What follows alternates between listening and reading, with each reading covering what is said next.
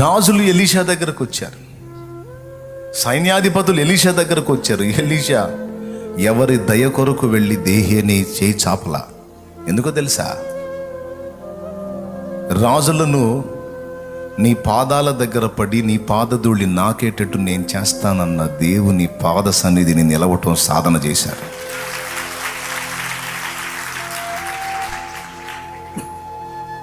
అది ఈరోజు ఒక విశ్వాసివిగా అయినా, నువ్వు పరిచారకుడు అయినా, సేవకుడు అయినా ఈ రోషం ఉండాలి.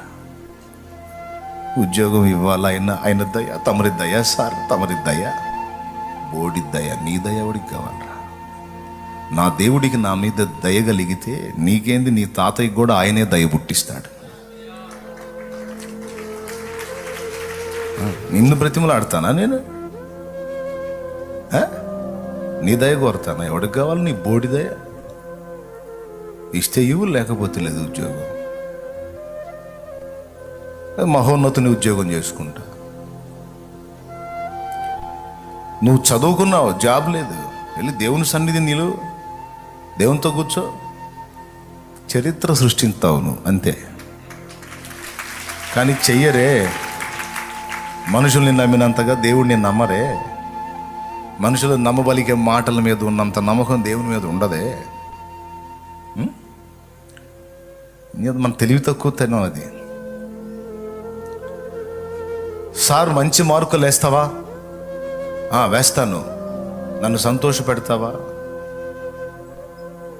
అని యవ్వనస్తులైన ఆడపిల్లల జీవితాలతో ఆడుకున్న వ్యక్తులు కొంతమంది ఉన్నారు. మార్కుల కోసం.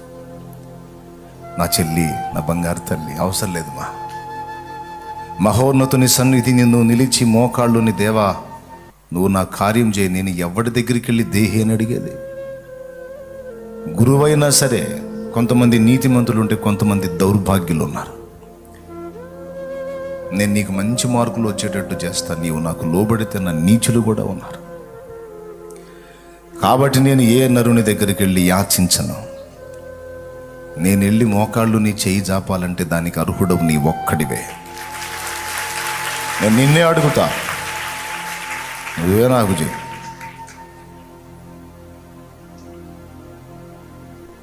Promotion, transfer, etcetera etcetera. Sir కొంచెం చూడండి సార్, ప్లీజ్ సార్. అవసరం లేదు. వాడిదయ్యా మోకాళ్ళయి మాట్లాడుతండ్రి వానితో. ఆయన దయగలిగి మాట్లాడితే 100 మందిలో ఉన్నా సరే నీ పేరు వచ్చేస్తుంది, అంతే. చేయడు. నేను చేతగానోడు అయింది.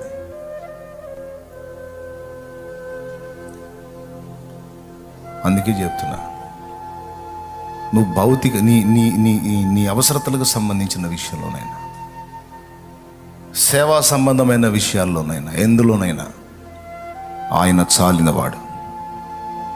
అందుకే చెప్తున్నాడు, సమస్తమును కట్టుకొనుటకు సామర్థ్యము కలుగున్నట్లు నేను నీకు ఉపదేశం చేస్తా. నేను నీ జ్ఞానాన్ని ఇస్తా, శక్తిని ఇస్తా, సామర్థ్యం ఇస్తా. నా బిడ్డ, నేనున్నాగా నీకు. అది అలాగ దేవునితో రాజీ పడినవాడు ఎవరి దగ్గరికి వెళ్ళి చేయి జాపనేవాడు. వారే వచ్చి దేహి అని నేను అడిగేటట్టు చేస్తాడు. రాజులు వచ్చారు ఎలీషా దగ్గరికి దయగోరి.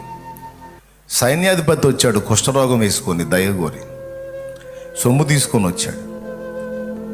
పోరా బాబు, విశ్వానికి రాజైన వాడే నావాడు, నాకు ఇస్తావా నువ్వు సొమ్ము?